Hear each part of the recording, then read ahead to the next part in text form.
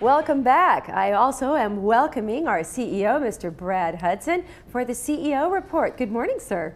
Thank you, Connie. It's a pleasure to be here again and share some items with you and our residents. There's a lot going on, and I'm sure they'd like to hear about it. Well, tell us all the news. Well, you know, we're finishing up our budget cycle right now, and I think United and GRF have approved their budgets. I think third is next, and then we will be concluded with that. And then, of course, we have our elections, which are winding down, and so that'll be done, and then we'll just be moving forward with providing a lot of high quality services, maintenance mainly, but also some other projects and programs that I'll talk about here a little bit. But I wanted to share, you know, I hear a lot, assessments are going up and they're too high, and boy, they're spending too much money. And so I wanted to talk to you and residents about what the heck it is that how much we're spending and what are we spending it on. So we'll start with this little graph here. Oh, I see. This shows GRF assessments since 2007. Oh, that's on the far left, 2007. Right, and all the way through next year.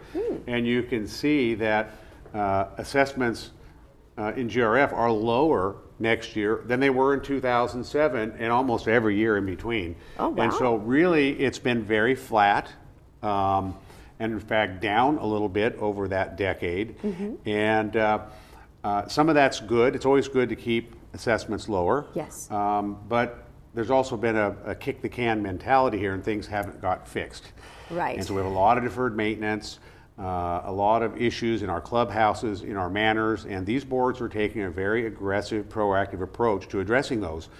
At the same time, being mindful that, hey, we're sensitive to assessment levels. Yes. So we can do both.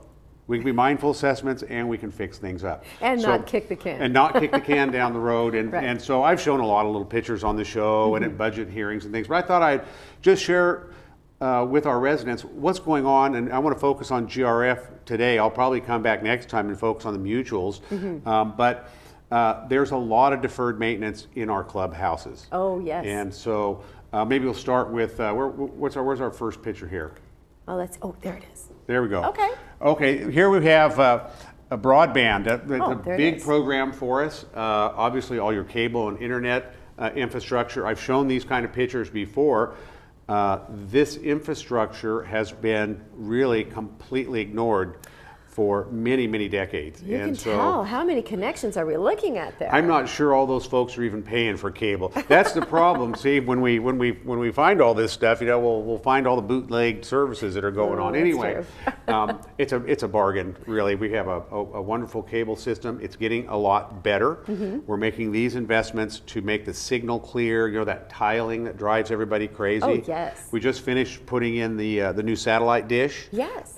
We've added the lasers to improve the speed, and then now we're going through and we're going to fix these vaults and boxes and nodes, bring them up to speed so we can really deliver some quality service. Also in there are some new cable boxes, and those are the new DVRs that will allow you to have units in multiple rooms, record up to 6 different items at a time, and also allow very easy access to over-the-top services like Hulu and Netflix and those sorts of things, which I really want to encourage residents to enjoy. That it's quite nice.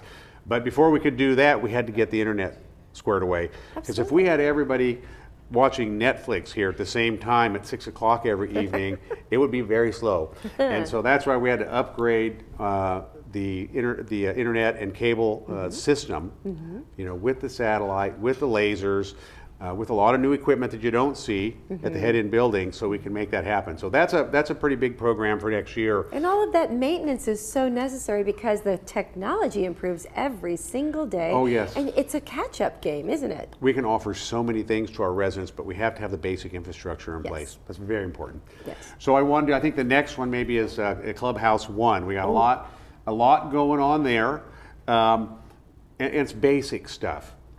Chairs. New heating, ventilation, and air conditioning. I mean, we've got, you know, you get 30 or 40 years of an air conditioner, I think you've got some mileage out of that, and it's time to change out. And if you've taken classes over there or rented a room, there are multiple occasions when the air conditioning or the heating doesn't work or doesn't work right. Doesn't work right. And we had a huge issue at the gym a month or so ago where it went down for a few days, and it was so hot. Just old technology. We had trouble bringing it up, but we got it back up. But yes. now we're going to switch it out next year. It's a, you know, it's not a frill. It's not a gee whiz, look how special this is. It's something that we have to do yes. in order for our residents to be able to enjoy that facility. And then you saw the picture of the chairs. Maybe I love this picture here of the chairs. They're there right behind virtually every chair. And many of those are in the same room. Oh, and really? so, yeah, so it's really, it's a rainbow. It's kind of a collage of chairs. Again, those chairs are very, very old. We've got a lot of mileage out of them. If we can find enough matching ones, some of them might be repurposed somewhere, but you know, sometimes you just got to move forward. And so we're going to take care of that as well. I know we have a lot of things we're working on in Clubhouse 4 as well. Similar kinds of problems. We're doing a new roof there. Oh, I see, right here. And then a lot of maintenance. We've done a lot of work at Clubhouse 4 this year. We did a huge dry rot program. There was, that building had not been maintained very well, and so we went in and we cleaned up a lot of dry rot, painted all the wood features there. Yes. To really seal them up good. Yes. And we added the pool solar, so we can keep that pool very warm for our residents at virtually no cost. I mean, the return on investment on pool solar is less than 2 years. Oh my goodness, you're kidding. No one can really boast of that. It's about the best investment you can make in any kind of energy efficiency project. So, and Clubhouse 4 is such a hard-working clubhouse. I love walking around there and seeing all the studios and the beautiful work being done. People really use it and really enjoy it. I was over there yesterday looking around in preparation for our meeting today. We're also adding, and this is very important, we've got some really old kilns over there. I mean, they look like they must be 20 or 30 years old, and they penetrate the roof, and all that's falling apart. Right. So we're very excited to get that done. We've got a little help from the college on some of that too. Oh, nice. So that's nice. It's a partnership. Yeah. So yeah, we're pretty pumped up about doing more at Clubhouse 4. It was very busy over there yesterday. They were, art and sewing. Ceramics and pottery, all kinds of things going on. I love walking through the studios and going through the painting studio. The light in there is so wonderful for all the artists. Well, that's another thing we've been doing this year is going through all the clubhouses and the community center and changing it out to LED. Oh, yes. And that is basically free. Really? Yes. There's so many rebates on them, and the lights are a little brighter. So usually you can take 3 out and put 2 back in. And so when you do that, it basically comes out to a free bulb. Oh, I love And then that. the energy savings is pretty significant over time. Well, I know we added some LED lights in our studio here, and it goes from many watts being used to about 18. Yeah, 18 watts. It's a good investment. Like a flashlight. And one that we're making throughout the village. We're doing lights in our parking lots. We're looking at converting some street lights in Third, perhaps. That's still up for board consideration. There's just all the clubhouses, just many walkway lights. We're really making a strong push for energy conservation to dovetail in with the pool solar and the large solar installations that both Third and United did to really make this a model community for energy efficiency. So we're pretty pumped up. And then we're also doing EMS, energy management system, on all of our HVA systems, so those can be controlled much more efficiently. How does EMS work? Well, they're basically establish a computer network, and you tie all those units together into a central point where the air conditioning units and heating units can be managed. That's wonderful. And so you're not having things on when no one's in the room. And so a lot of our systems, the Clubhouse 3 is the best example. It's really an on-off situation, and the on is 50 tons. It's 50 tons of AC to heat up that big auditorium. Doesn't matter if there's 100 people in there or there's one person in there selling tickets. Right. And so that's being changed out too, but that won't be next year. It'll be probably the year after. So that's on our drawing board. A lot of heavy maintenance like that going on. Well, that kind of energy management system really is the smart technology that everybody's trying to add into their homes and Yes, offices everywhere. That dovetails in with the LEDs, with the solar, and all the other things we're doing to manage our energy costs. Yes. I mean, probably the next great frontier, we've been working on it, but there's much more to do. We have a couple of pilot projects going, is on water management. Now, we've gone to low flow toilets and low flow shower heads in our various locker rooms, and so we're doing those sorts of things, but really the big water is out in irrigation, and so if we can control that better now using satellite and other technologies, using Wi-Fi to remotely sense moisture levels within the soil, and then irrigate appropriately to the right valve. I mean, there's a lot going on, and I think we're going to be much more efficient as we move forward. So that is a great part of the EMS, the energy management system as well. Yeah, all that works together to really make us not only a really smart community, but also a green community and a community that values its resources as well as its people. So we're very excited about those kinds of projects, and they make a lot of sense. We all hear on the news and other places about some green program that is a loser, you know? Yes. It doesn't do much, it costs a bunch of money, and people go, oh my God, why are they doing that? Right. We're not doing any of that. Everything that we're doing has a good ROI, and it makes a lot of sense, not only environmentally, but also financially. So I want to make that real clear. We're not doing green things just to do them. We're doing them because they make sense for our community. So, and I think Clubhouse 5 maybe was next here, and again, we changed out the air conditioning there this year. Oh, you did? Yes, okay. That was a big, I mean, in virtually every building, the air conditioning units were in horrible shape. And so we're going through in a very systematic way and replacing them all. We'll have most of that done next year.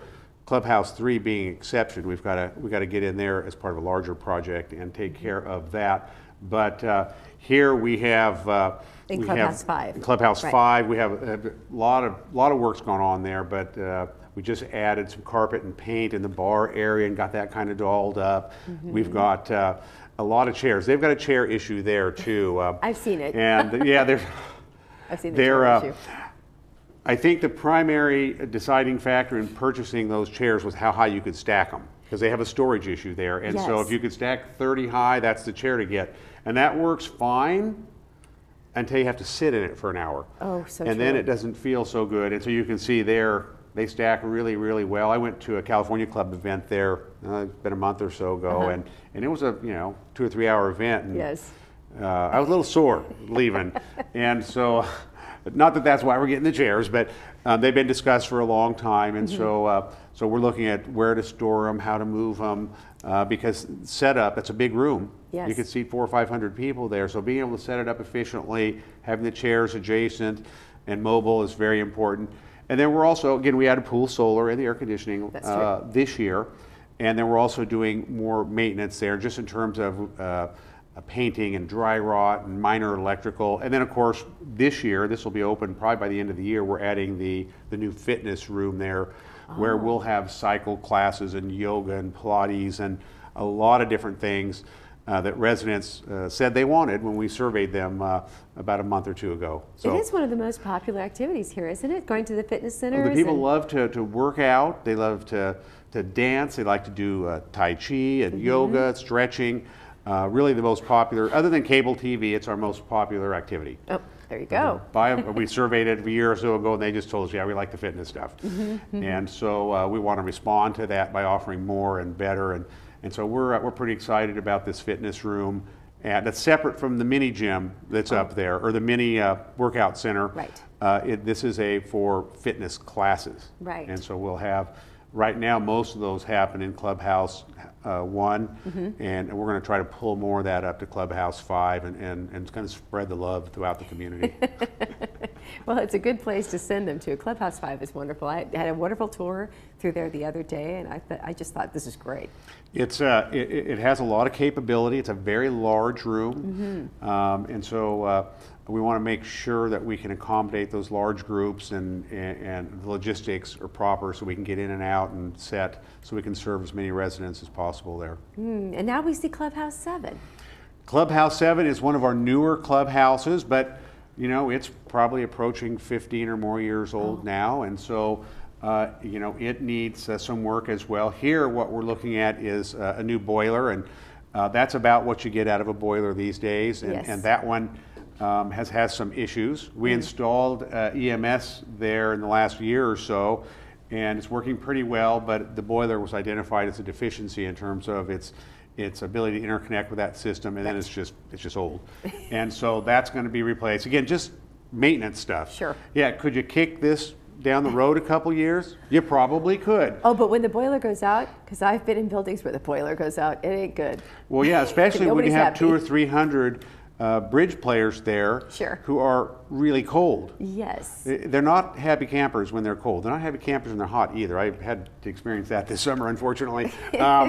They're an outspoken group, and when things don't work, they're not happy. And so we want to have everything work for all of our residents. And so doing this kind of maintenance is just part of having a vibrant amenities that are available when you need them, and not uncomfortable.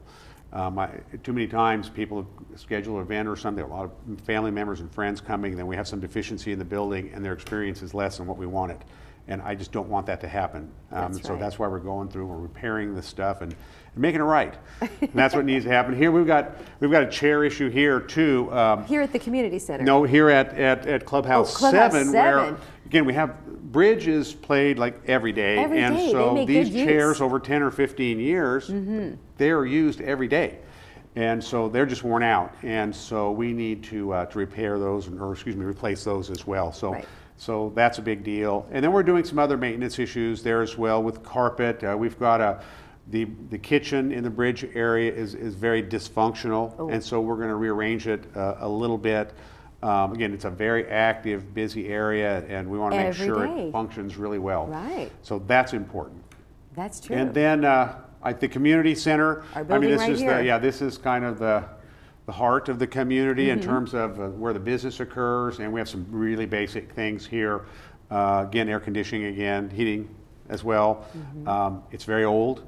It looks good. Yeah, it's all like pneumatic switches. There's no digital in there, and so it really doesn't hook up well to our EMS, and then it just doesn't work. Right. And so if you've been here for board meetings or other meetings, I can't even tell you how many times that we were adjusting it and playing with it, and people are cold and hot, and you open a door and some resident drives by. Why is the door open?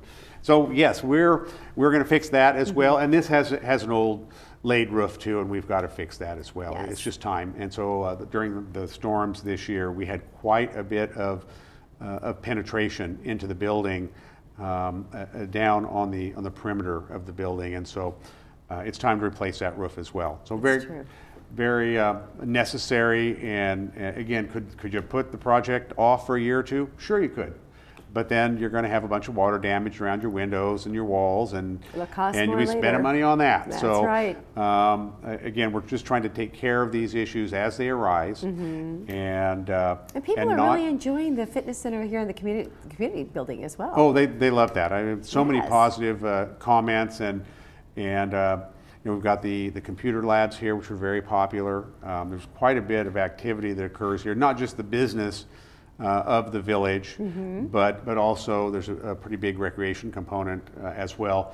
And then we're also going to be adding the emergency dispatch and call center into the community center as well next year, which is going to provide much better service to residents. That's the 24/7, 365 service I've been talking about for a year and a half, and people go, he's not going to do that. Well, yes, we're going to do it. I've seen it's in the budget. We've got plans. We're moving forward. I think residents are really going to enjoy being able to request services when they feel like it, not when we feel like it. That's the change, you know? And I saw the space the other day, and it's the perfect space in the building for that call center and the emergency response center. So we'll have security and compliance, emergency dispatch, and the call center kind of all together there. And so we're going to be ready to address residents' concerns 24/7, 365. We've already added a lot of functionality. We now have a weekend plumbing crew, and so we're adding services there So when residents have issues, we can respond very quickly. It's always nice to have contractors on call, but it takes a lot of time. Yes. On a Saturday or something to call a contractor and say, can you send a couple of plumbers out? They're not that excited about it. But if I just move a couple of guys from working Monday through Friday to working Wednesday through Sunday, now I've got plumbers here that can respond to issues, and those are the big issues on the weekend. Most everything can wait. Yes. But if you need a plumber, it can't wait. No, you can't. And so we changed that, and again, it's just part of what we're trying to do to expand the service, and the call center and some of the community center renovations are part of that. And the maintenance. I mean, the issues that you've been talking about so far today have really been involving maintenance. It's just fixing things, yes. Fixing things, just keeping things up and running. And then we have now, on this next slide, our gate renovation that has been happening. Now, I guess if there was a sexy project for next year, this is probably it. The gatehouse renovations are almost done. I think we're starting gate 8, maybe they started already, and we're going to do gate 9.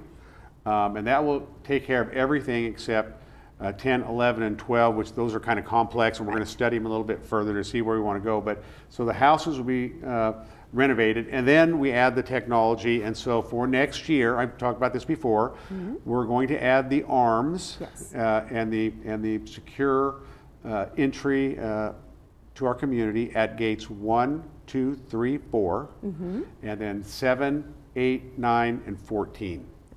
So 8 gates, and then with 10, 11, and 12, we're going to study that a little bit further. Sure. 12, there's no residents in there. It's really just a golf, lawn bowling, clubhouse 2, restaurant.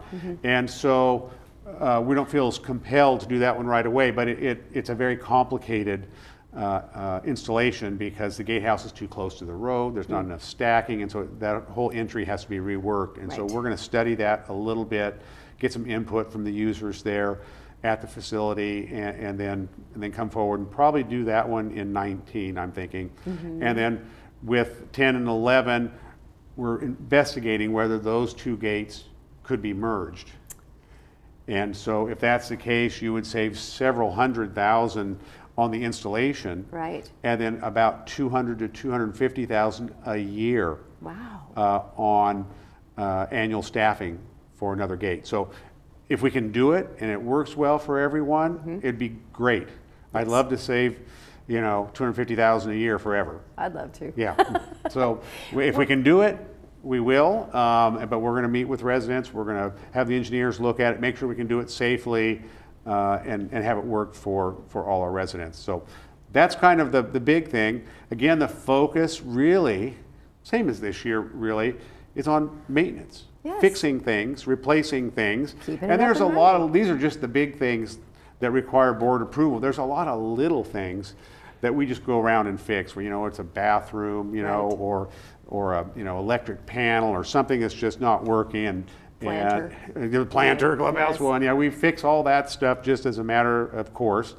And then the bigger things the board weighs in on and prioritize them, and this is their selection for what needs to be done this year. So all of that maintenance is happening, and then of course the gate security and the neighborhood and neighborly quality of the village is really what draws people to it. The fact that it's our biggest priority. We have to make our residents feel secure. I had 3 ladies in to see me yesterday, and they have a tenant in their building who has brought in, it's just a 2-bedroom unit, 6 people to live there. And they're in an area where we don't have the gate access, so these folks come and go, so you really have to kind of chase them around. When we get those gates in place, we'll really be able to keep those people out. Right now, we can't be proactive, we're just reactive. We find out about a problem and we go address it. And in this case, we're going to address it with the owner of that manor and probably write a big check. 6 illegal occupants in 1 unit, that's a lot. That's a lot. Yeah, we don't really take too kindly to that. And so the gates will be able to stop that up front to a large degree. Now, criminals and rule breakers can always find ways around your systems, and we'll learn about them, and we'll stop them, and they'll find new ones. But we will have a much tighter control over this community, and residents will be able to feel much safer. It's already a very safe place. You look at the statistics, we're one of the safest places in the country. It's true. And so this is just going to raise the bar further, because we'll be able to stop a lot more activity before it gets into the community. And so we're very very pumped up about that. I know Chief Moy and Chuck Holland have been working very hard with Tom Circle, the chairman of our security committee. Right. So we're really trying to put that in place, and that really is the big project for next year. If there was something I'd say, well, watch this, it would be the gates. Right. Everything else, you're probably not going to see too much. I mean, if we put a new air conditioning unit on top of a roof, it'll feel better, but you're not going to see it. Right, right. We'll do a lot of other painting and maintenance and things that you will see, but for the most part, it's stuff that's sort of hidden and out of the way. You only notice it when it doesn't work. And so hopefully, as we address those issues, we have less circumstance for folks to notice those items. And it's a happy circumstance that all of this maintenance and all of these things are happening, and assessments are actually lower than they were in 2007. Yep. So this is all a good thing. No, huh? it is, and I think that the boards have been very conscientious. This year was a little bit of an anomaly in 2016, which was my first year here. Oh, yes. And we did a lot of fixing, but we came in 1.8 million under budget. And so those resources we gave back to the community. Yes. We didn't put them in reserves. We gave them back to the communities and pushed the assessments down. That's wonderful. So that's what we did last year. This year, there's so much maintenance going on, so many dry rot, and Yes. so many projects. And, we have huge electrical problems in the community. We're just addressing so much that we probably won't have a big surplus like that. And so you see assessments creep up a little bit, but it's really the fact that we're spending the money that was allocated, which is very similar to last year. So. Oh, well, this is a wonderful report to have today, sir, and thank you for giving us the CEO report. Well, thank you, and us. it's a pleasure to be here. And I know I'm gonna leave here, and I'm gonna go over to the garden centers and take a walk around there. We've got a little more work to do there. They look a lot better. We've done a boatload of work in the garden centers, like we have in many other places, RV lots and other places where we're trying to clean up just places that were kind of ignored in the past and just kind of left on their own. We're trying to bring some improvements there and make them a better amenity for our residents. That's wonderful. Well, I hope you enjoyed that walk through the garden center, and thank you for seeing us today. Well, thank you. Certainly. Pleasure. And stay with us after this. We'll be right back.